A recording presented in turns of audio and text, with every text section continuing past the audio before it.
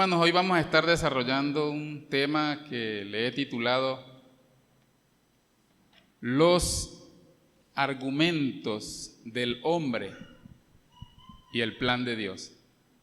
A través de este tema vamos a estar desarrollando en los próximos minutos cómo podemos observar que el hombre ha estado buscando alternativas de obviar el plan de salvación que Dios ha diseñado en su sola potestad. Desde el principio Dios ideó un plan. Al momento que el hombre pierde toda autoridad como hombre que Dios colocó allí en el huerto del Edén, Dios ideó un plan de salvación.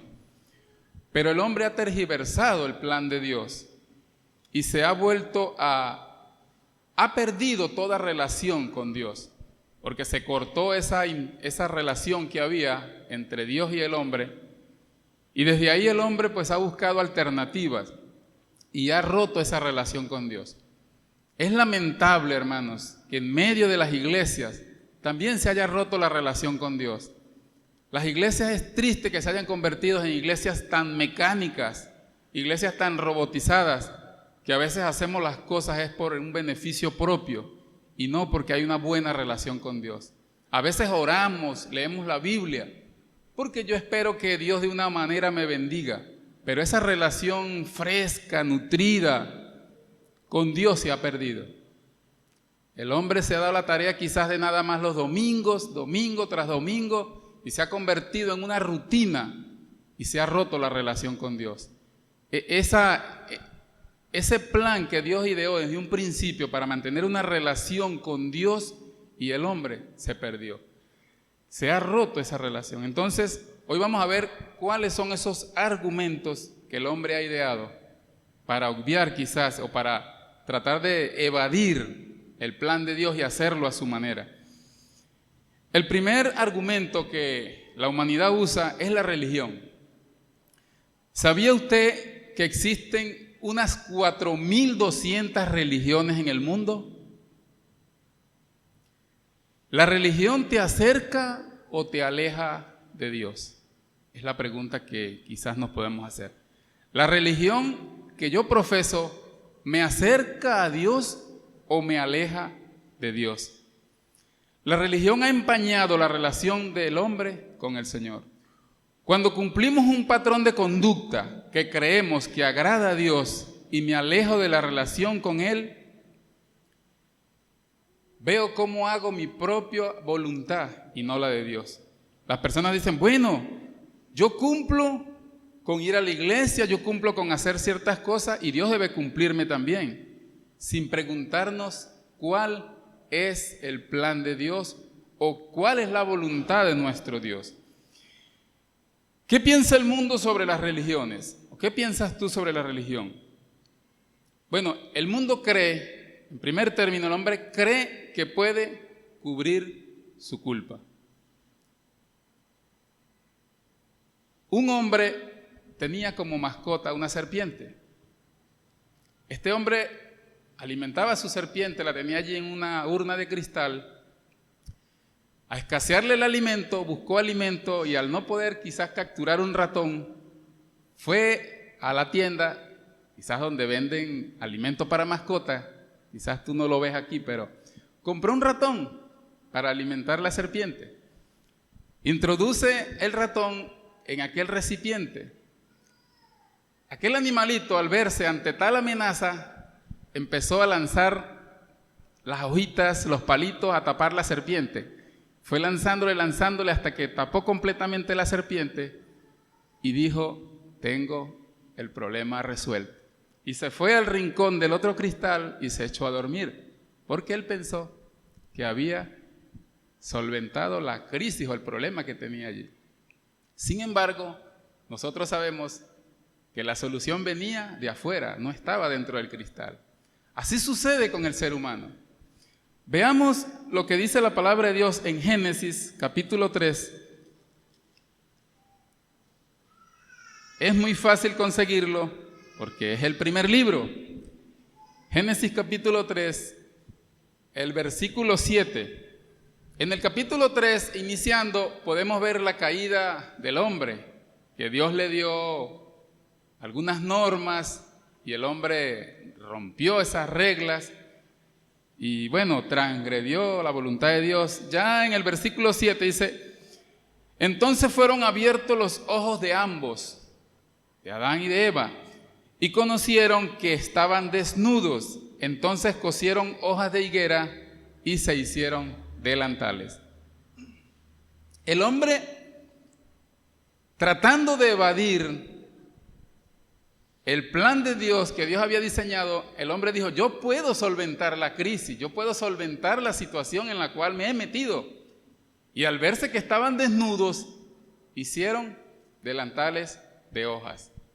Entonces, ahí se inicia uno de los argumentos que el hombre cree que él puede. Por eso la palabra religión viene del latín religare, que significa ligar o volver a unir algo que se ha roto. Eso no le compete quizás al hombre. Esa es tarea de Dios. Que el hombre vuelva a restablecer esa relación con Dios. Dios para eso diseñó un plan. Entonces el hombre se ha dado a la tarea de hacer tantas cosas, y una de las cosas que ellos hicieron al principio fue hacerse hojas de higuera, tapar su culpa, hacer mi propia voluntad por encima de la voluntad de Dios. Y de ahí en adelante el hombre se ha dado a la tarea de hacer una cantidad de cosas, de inventar una cantidad de cosas. Por eso cuando el Señor habla con la samaritana, ella le dice: ay Señor, nuestros padres adoraron en este monte y ustedes dicen que es en Jerusalén. El Señor le dijo: no es ni en Jerusalén ni aquí, sino cuando hay una verdadera vivencia, cuando adorar al Señor en espíritu y en verdad, no es en cierto lugar. Por eso usted puede notar y puede observar que las personas van a muchos lugares remotos porque tienen que pagar una promesa no sé dónde, que al Santo Cristo de la Grita, quizás van a Chagua, a otros lugares, en busca de quizás tapar su culpa. Porque ellos se sienten mal, se sienten que han ofendido, que no están bien con Dios. Y ellos se han dado a la tarea de decir: yo tengo que hacer algo por mi salvación. Entonces se han dado a la tarea de buscar cantidad de lugares. Ahorita para este mes que se avecina de las actividades de Semana Santa van a poder observar cómo las personas hacen tantas cosas. Se van de rodillas, pagan, hacen infinidad de cosas que si tú no lo puedes palpar aquí, lo puedes ver por las redes, por las noticias. La cantidad de cosas que el hombre se ha inventado. Se ha vuelto un misticismo, una religión tan mística con tantas cosas, aún en medio de las iglesias se puede ver eso. Personas que han ido al Jordán en Israel y han traído agua de allá, porque es un agua mística, porque viene del río Jordán donde bautizaron a Jesucristo. No, hermano, es una verdadera relación con Dios. Entonces, ¿cuál es la respuesta de Dios ante esto? Dios ideó un plan. Pero el hombre tiene muchas religiones. Hay una cantidad, más de 4.200 religiones, y quizás religiones que han aportado ciertas cosas buenas a la humanidad. Tú podrías decir: bueno, pero hay religiones que hablan de nuestra salud, de cómo cuidar nuestro cuerpo, de qué comer y de qué no comer. Eso es bueno, es verdad que eso es bueno. Hay religiones que hablan del cuidado de la naturaleza, del ambiente, porque el mundo se ha corrompido y ha dañado la naturaleza. Eso es bueno, también cuidar nuestra naturaleza. Hay religiones que han dado la tarea de formar el carácter del hombre, de un perfil, de una buena persona, también es bueno. De la moral, también es bueno. Ahora, ¿cómo responde la humanidad ante la crisis más grave que enfrenta hoy el planeta? Más grave que la bomba que lanzaron en Hiroshima y en Nagasaki, más grave que la delincuencia, más grave que la prostitución, más grave que las guerras y aún más grave que el SIDA. ¿Cómo responde el hombre a ese mal que está en la humanidad, que está en ti, que se llama pecado? ¿Cómo el hombre puede solventar su relación con Dios? Porque el hombre se ha dado la tarea de hacer muchas cosas que cree que él puede cubrir su falta. La religión busca la solución a través de sus esfuerzos, sin percatarse que la solución viene de afuera. ¿Se acuerdan del ratón? La solución viene de afuera, no de adentro. ¿Cuál es el plan? Dice la palabra de Dios, cuando Juan el Bautista bautizaba en el Jordán y ve venir a Cristo, él dijo: he aquí el Cordero de Dios que quita y borra el pecado del mundo. No hay otro. En ningún otro hay salvación. En ningún otro hay salvación. Cuando el Señor ve que el hombre trata de solventar la crisis, la culpa y su falta, su pecado, allí en el huerto del Edén, y se habían hecho hojas de higuera, ¿qué hizo el Señor? Sacrifica un animal. Y le hizo sus delantales, le hizo sus túnicas con la piel. Ese animal que fue sacrificado allí es prototipo de Cristo. Ese cordero que fue sacrificado allí es Cristo. La única medida, el único plan establecido en la Biblia y por Dios mismo es que la salvación sea a través de Cristo. Si la salvación proviene del hombre, fácil cualquiera con sus propias obras, pero es un plan perfectamente diseñado por Dios y es a través de Cristo. Por eso tú puedes ver a través de la historia de Israel la cantidad de métodos, la cantidad de actividades religiosas que se hicieron, todas son prototipo de Cristo. Todas, desde el tabernáculo, desde cada objeto que se usó en el tabernáculo, desde cada sacrificio, todo es prototipo de Cristo. Por eso cuando Juan el Bautista ve a Cristo dice: he aquí el Cordero de Dios que quita, es el único, y borra el pecado del mundo. Alguien tuvo que pagar el precio. Si el pecado se imputó de Adán a toda la raza humana, es cargar a mi cuenta todo el pecado que se cometió, la falta y la afrenta contra un Dios santo, puro y soberano, se imputó a la raza humana. Ese mismo sacrificio que hizo Cristo, el único, también se imputó a ti, la santidad de Cristo. Entonces, vemos el segundo argumento que se oye en las personas, es el argumento moral. Un perfil ético, un código de carácter respaldado por su admiración por lo honesto y por lo recto. Tú ves que las personas tienen un perfil, pero eso sí, no quieren fallar en nada, algunas veces por su admiración. Entonces uno pregunta, ¿por qué la gente actúa así? ¿O por qué el hombre que hace? Porque las personas creer que eso me llevará al cielo. Yo vivo no le hago daño a nadie, yo me porto bien, yo soy la persona que conoce. Usted le pregunta a una persona de esa, usted le predica, ellos te pueden responder: ¿tú sabes con quién estás hablando? ¿Tú sabes quién soy yo? Una persona muy recta, de mucho perfil, de mucha moral. Entonces, usted dice, pero si este dice que él es, ¿qué hago yo predicándole? Porque él dice que él tiene una actividad recta, una vida moral, una ética perfecta. Algo otros piensan así porque sienten admiración por las personas. Se sienten que los halaguen, que yo soy el fulano de tal, una persona con un perfil y un código de ética muy elevado, y eso se siente que se les eleva su ego, porque son admirados por las personas, aún por sus mismos familiares. Y esto también me ayuda en mis negocios. Si yo me mantengo con un perfil perfecto, yo me va a ir bien, porque las personas van a creer en mí, en mi moral, en mi ética, en mi reputación, porque yo he sembrado eso ante la sociedad.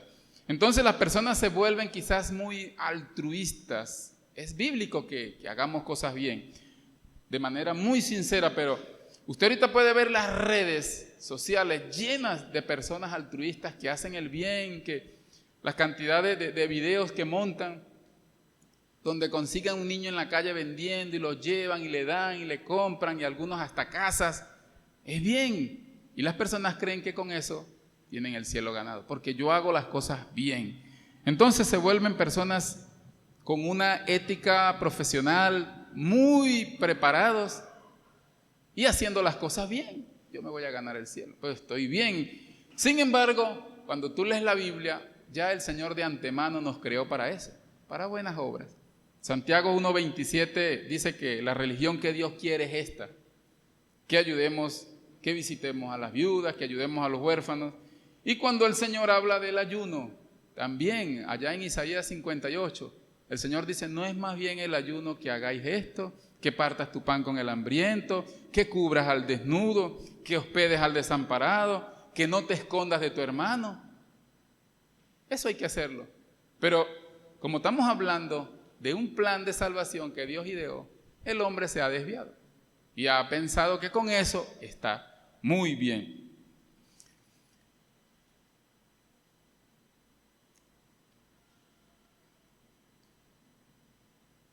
Cuando en una oportunidad el Señor se enfrenta con aquel joven rico, el Señor le dice, empieza a darles algunas ideas de qué hacer, y aquel joven dice, todo eso lo he hecho. Lo que usted me diga yo lo he hecho. Haga esto. No, todo eso lo he hecho. Al final el Señor le dijo, bueno, vende lo que tiene y repártelo con los pobres. El hombre dice que no pudo. O sea, en todos los esfuerzos que el hombre puede hacer, en cada actividad que tú digas, yo soy capaz de hacer X, hacer estas cosas, siempre va a haber algo en lo que tú no vas a poder. Va a haber algo con lo que tú no vas a ser capaz de cargar, porque no es por nuestra fuerza, no es por todo lo que yo sea capaz de hacer, porque siempre voy a fallar en algo. Y la ley dice que si fallas en algo por muy mínimo, te haces culpable de toda la ley. Entonces, no somos capaces. No tenemos la capacidad de cumplir con todas las exigencias de la ley. Cuando Dios diseñó toda la ley, una de las razones por las cuales lo hizo, para que el hombre entendiera que a través de los sacrificios, de las obras y de toda la voluntad y las ganas que yo pueda echarle para cumplir aquello, no voy a ser capaz. Entonces el hombre se ve desarmado y decir, si yo no soy capaz de cumplir todo esto que Dios ideó, tengo que venir a alguien que sea capaz. Entonces el hombre tiene que razonar y pensar, yo no voy a ser capaz. Con mi propia fuerza, con mi ética, con mi moral, con mi perfil, yo no voy a ser capaz de cumplir todo. Entonces, ahí es cuando Dios dice, déjeme a mí. Ahí es donde el Señor interviene.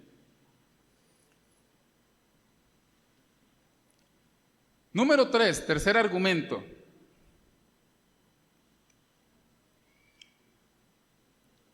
Lo cultural. Otro de los argumentos es lo cultural, argumento cultural. Y entre tantas cosas que uno escucha, se oye mucho esta frase, todos van al cielo. Esto cultural que ha mantenido la humanidad quizás en eso, pensando y creyendo que todos van al cielo, estás muy salpicado con el universalismo, que todos van a ser salvos.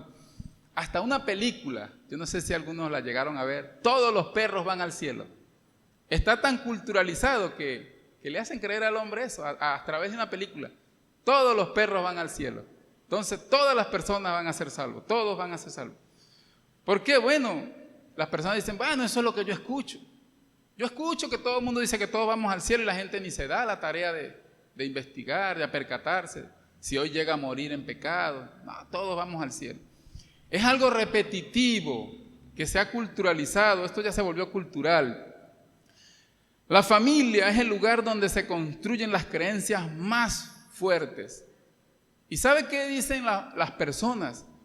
Si yo muero en mis condiciones, mi familia me ama tanto que me van a rezar para que yo salga de allá. Ellos son capaces de hacer cualquier cosa por sacarme de allá donde yo voy a estar.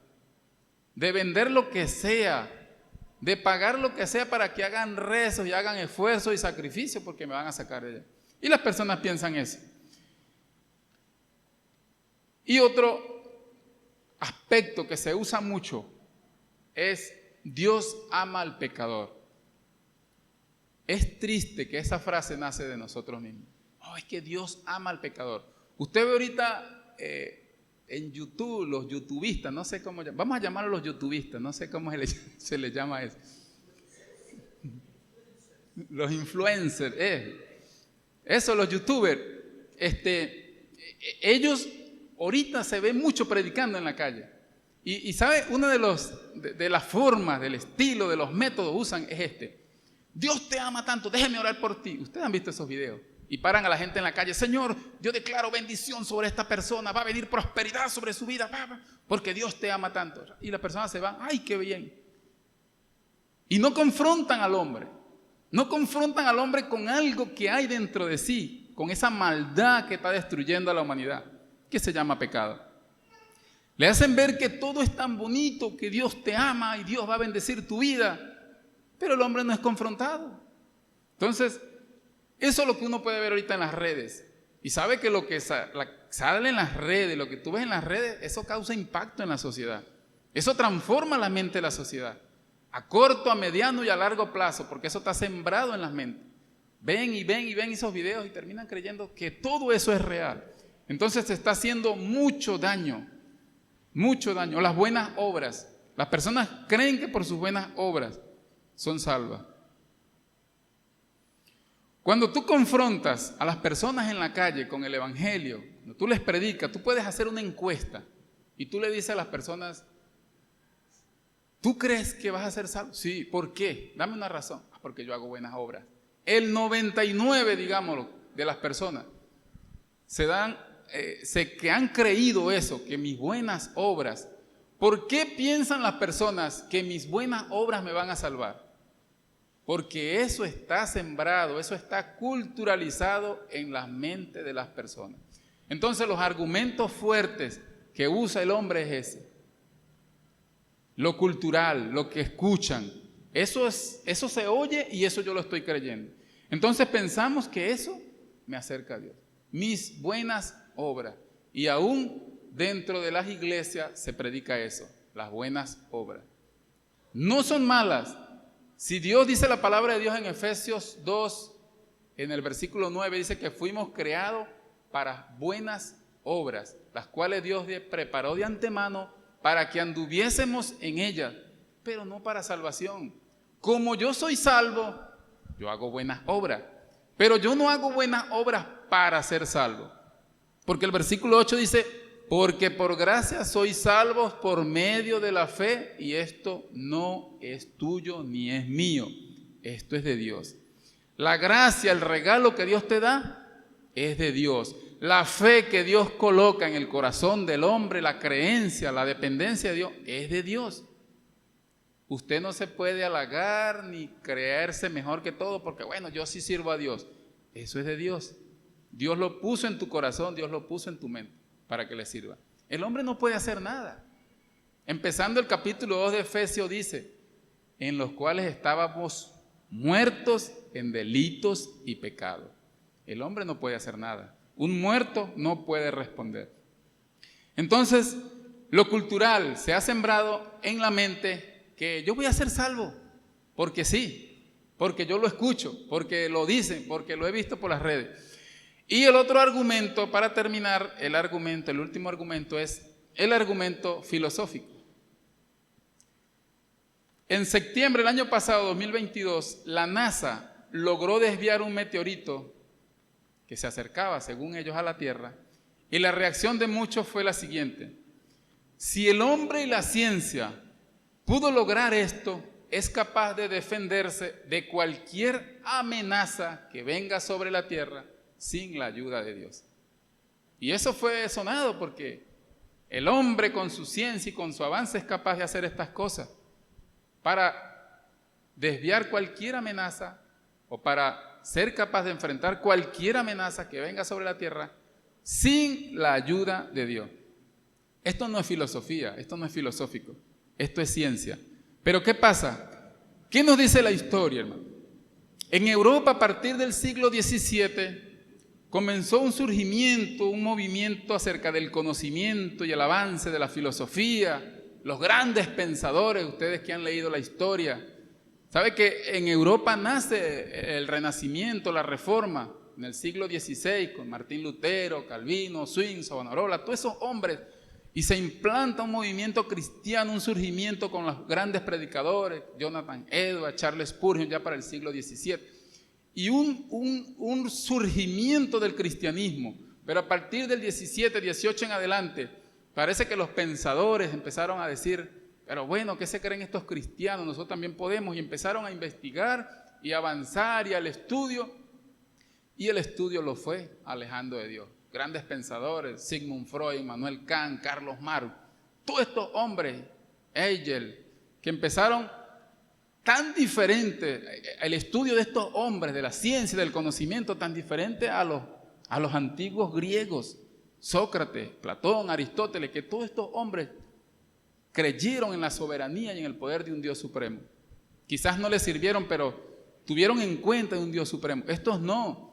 Estos pensadores de los últimos siglos se creyeron que eran más que Dios porque el conocimiento los llevó a pensar de esa manera.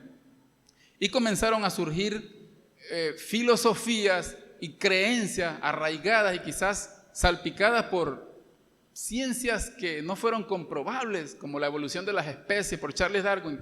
Y esto empezó a alimentar una independencia de su propio conocimiento y de su propia soberanía, alejado de todo conocimiento de Dios, de estos hombres. Entonces, se le daba culto al intelecto, a la razón, al conocimiento, porque el hombre podía alcanzar lo que fuera. Y eso surgieron grandes movimientos. Y personas como los agnósticos, ¿sabe qué piensan ellos? Ellos ni dudan ni creen en la existencia de un Dios, ni lo niegan, a razón de que no es comprobable, que no es ciencia. Y por eso ellos dicen que no creen en Dios. O quizás creen, pero como no es comprobable, ellos no se dan a la tarea de depender de un Dios. Hace poco hablábamos con un señor por la Plaza Bolívar, andábamos con el hermano Juan, que íbamos a la policía, y porque él ha venido 2 veces, tuvo la oportunidad de 2 veces venir este señor acá, y yo le digo, ¿y cuándo vuelve a la iglesia? Dijo, no, yo ya descubrí la verdad, soy agnóstico. Yo no tengo por qué escuchar lo que ustedes dicen, pero mire, profesor, nada, no me digan nada de la Biblia, eso es basura. ¿Cómo tú me dices? Es más fácil que yo destruya ese edificio con mi cabeza que usted me convence. Pero yo no te voy a convencer, yo solamente estoy planteando lo que dice la Biblia. No creo en nada de eso. Con muchos argumentos, mucha filosofía, dijo, yo he estudiado demasiados libros.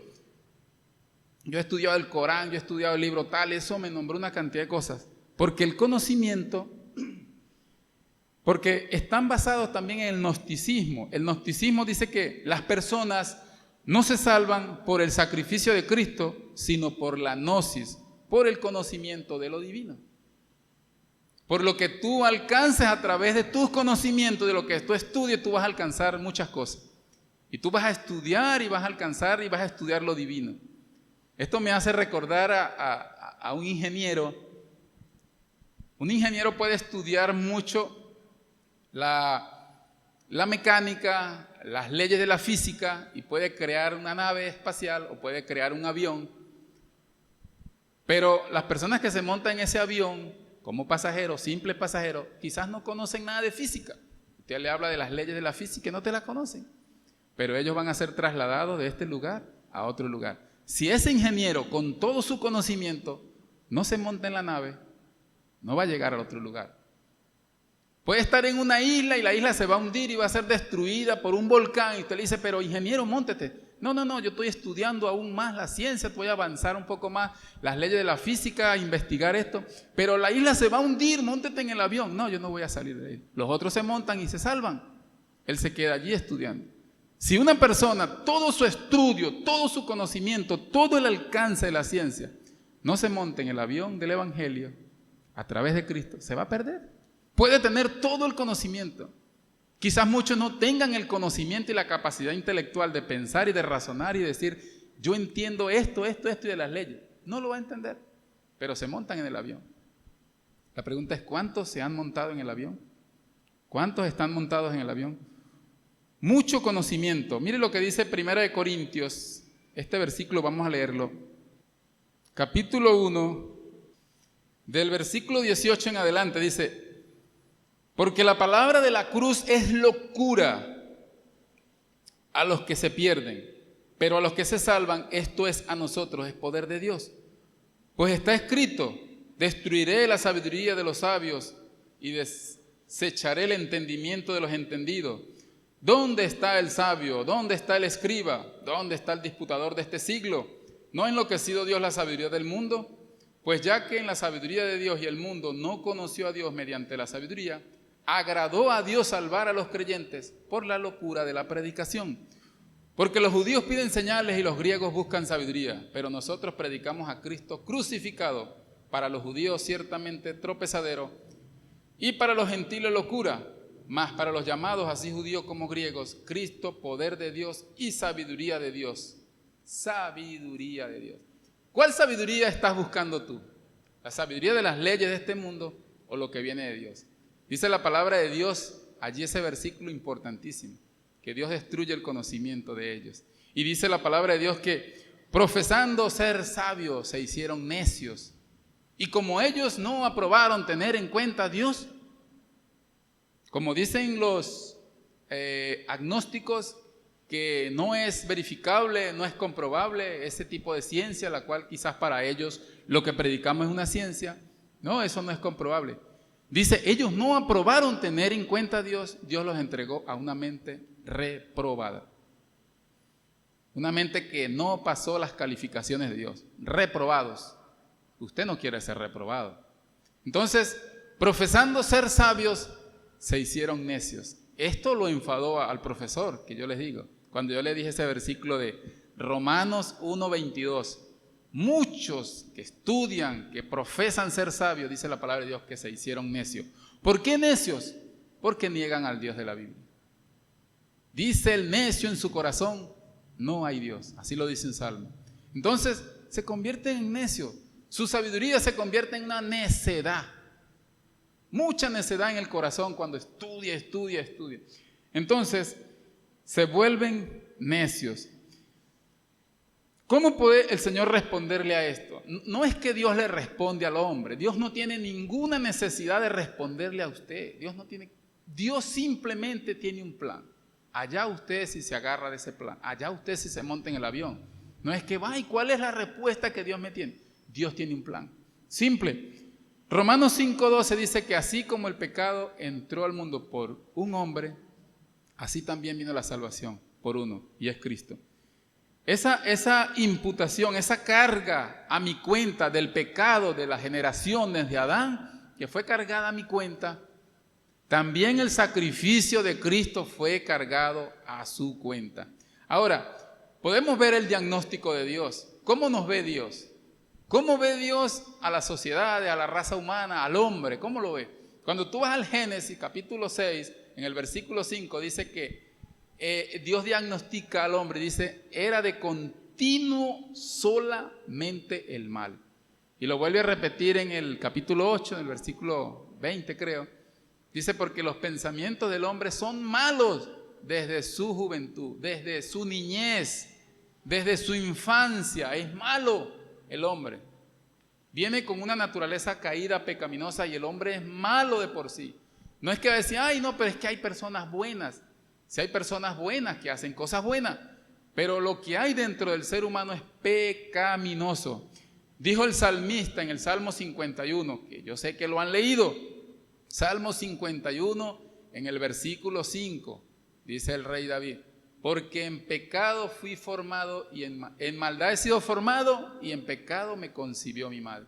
Desde el vientre viene el hombre con esa simiente de maldad, porque hay algo, una naturaleza caída en el hombre. Entonces, tú solo no vas a poder luchar con esa naturaleza caída. Si tú no vienes a Cristo, Dios te está presentando el plan. Dios hoy te dice, el plan que yo tengo es que envié a mi Hijo Jesucristo. Por eso Juan el Bautista dijo, he aquí el Cordero de Dios, que quita y borra el pecado del mundo. Dice Hechos 4:12, porque en ningún otro hay salvación, porque no hay otro nombre bajo el cielo dado a los hombres en que podamos ser salvos. Y esto no es obra suya, es obra de Dios. Si fuera de nosotros todos nos perderíamos, porque el hombre se corrompe, el hombre se desmoraliza, el hombre se deshace delante de la gloria de este mundo, de la vanidad, de la moral, de la ética, del estudio. Todo a veces se convierte, como dijo Salomón, Todo es vanidad y todo es locura y todo lo que el hombre hace termina a la nada. Por eso él termina el libro de allí de Eclesiastés, dice, sobre todo el hombre debe temer a Dios. Entonces, la locura del hombre debe traerla a los pies de Cristo. Todo lo que el hombre hace va a terminar en nada. Si no venimos al sacrificio que hizo Cristo en la cruz, y de ahí en adelante Dios va a clarificar y Dios va a empezar a ver en ti que estás transformado, va a empezar el conocimiento, ahí sí puedes empezar a estudiar, a avanzar, a estudiar cuantas leyes quieran, pero ya tienes lo primordial, que ya Cristo transformó tu vida. Entonces, el llamado del Señor es ese. Dice en Tito 3:5, nos salvó, no por obra de justicia que nosotros hubiéramos hecho, sino por su misericordia. Hoy Dios te extiende la misericordia de Él.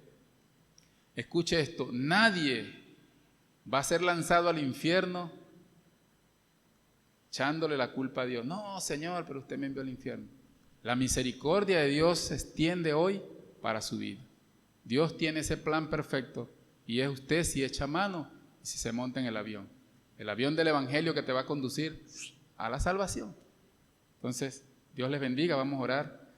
Padre, te damos gloria, te damos toda la gloria a ti, Señor, porque a ti te plació salvarnos, Señor, como dice allí, por la locura de la predicación, a través de tu palabra, Señor, esa palabra que crea una fe en mí, Señor, cuando tú la depositas en mi mente.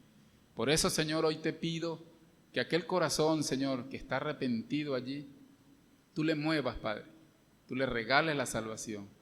En el nombre de Jesús, amén. Si usted hoy ha entendido el mensaje, como dijo el apóstol Pablo, la locura de la predicación, porque para muchos quizás es locura, la locura de la predicación. Yo te invito a que inclines tu rostro, yo sé que la iglesia también va a estar orando. Incline tu rostro y repite estas palabras conmigo. Señor Jesús, hoy reconozco mi condición tan baja, Señor, tan mediocre, que sin ti no somos nada, como dice tu palabra en el capítulo 15 de Juan. Sin ti no soy nada, Señor. Por eso yo vengo a ti humillado. Me arrepiento, Señor, de mi maldad, de mi pecado. Perdóname, Señor. He andado de espaldas a ti, te he fallado. Señor, he defraudado quizás esa imagen que tú creaste en mí. Pero yo hoy vengo a ti, Señor. Perdona mi vida, inscribe mi nombre en el libro de la vida y dame nueva vida, Señor. Gracias, Señor. En Cristo Jesús oro. Amén.